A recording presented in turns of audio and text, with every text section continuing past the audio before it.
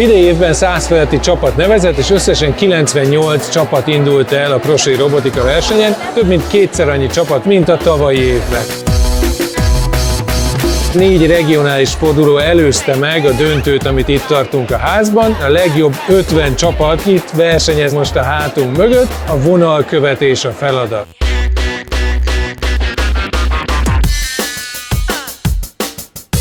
A tanár úr az egy szakkört rendezett, ott kezdtük el először a robotozást. Nagyon élvezem, hogy összerakatok egy robotot. Pythonban írjuk a robotot, ezáltal nyilván a Python nyelvet is tanuljuk.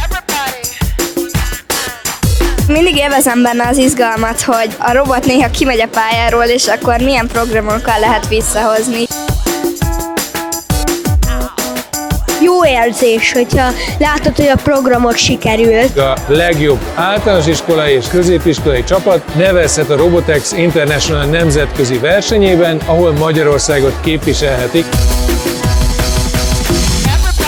5 kör, 13 másodperccel lettünk elsők. Én nagyon boldog vagyok. Egy másodpercen volt egyébként az egész. Nagyon boldogak vagyunk. Nagyon. Nekünk is 4 körünk lett, és a másik csapatnak is 4 köre lett, viszont mi szerintem egy kicsit hamarabb fejeztük így be. Elmegyünk Észtországba a versenyre. Go Tallinn!